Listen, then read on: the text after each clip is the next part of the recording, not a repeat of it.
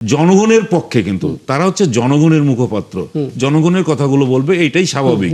তো এটা কি এই চাকরির বয়সসীমা বাড়িয়ে দেওয়া, এটা কি জনগণের কথা না? এটা কি আমাদের এই যে শিক্ষার্থীদের কথা না? তাহলে তাদের পক্ষেই কিন্তু কথাটা বলা উচিত ছিল, সেটা তারা বলে নাই।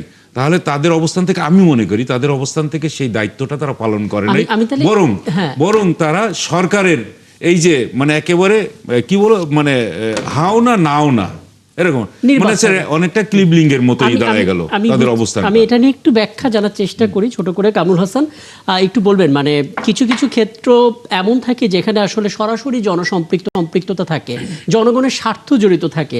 সেই হিসেবে সরকারি চাকরিতে প্রবেশের বয়সসীমা 32 বছর করে দেওয়াটা ছিল একটা মানে সাধারণ দাবি জনগণের ভেতর থেকে আসা। সেই জায়গাটিতে আমরা সংসদে বিরোধী দলদের চুপ থাকতে দেখলাম। একই সঙ্গে মোটামুটিভাবে আমরা আয়োজন করে বলতে শুনিনি বিরোধী দল আসলে কি ভাবছে এই জ্বালানি সংকটের দিক থেকে। আমরা বিশেষ প্রতিবেদনে যখন বুঝলাম তাদের দিক থেকে মূল কথা হচ্ছে সরকারকে আগে সংকট সেটা স্বীকার করতে হবে, তারপর একটা আয়োজন করে বিরোধী দলকে আমন্ত্রণ জানাতে হবে, তারপর বিরোধী দল ভাববে সেখানে যাবে কি যাবে না। মানে বিষয়টা তো জটিল করা হচ্ছে কেন, দুটো একত্রে বলবেন। জি, ধন্যবাদ জানাচ্ছি আপনাকে এবং সহ আলোচক বিন্দু সহ যারা দর্শক শ্রোতা দেখছেন সবাইকে। এখানে কয়েকটা বিষয় আসছে। এক নাম্বার হলো যে বিরোধী দল আসলে এই দাবির পক্ষে ছিল না বিপক্ষে ছিল।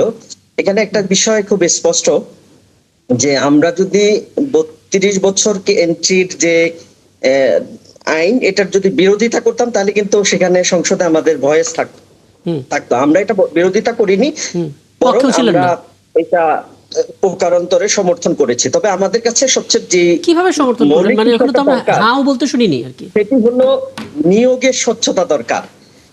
তারপরে হলো বিশাল জট বেঁধে আছে বিভিন্ন সরকারি চাকরিতে যে দীর্ঘদিন হলো নিয়োগ না হওয়ার কারণে বিশাল জট বেঁধে। কামরুল হাসান, এটা তো পরের আলাপ। মানে শুরুতে তো আমরা দরজাটা খুললাম, 32 বছরের জন্য দরজাটা খুললাম, সেটাকে আমরা অ্যাপ্রিশিয়েট করেছি বিরোধী দলের পক্ষ থেকে।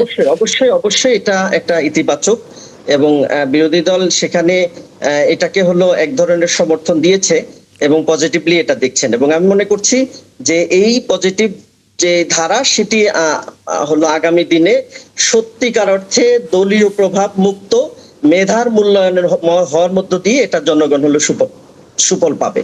আচ্ছা।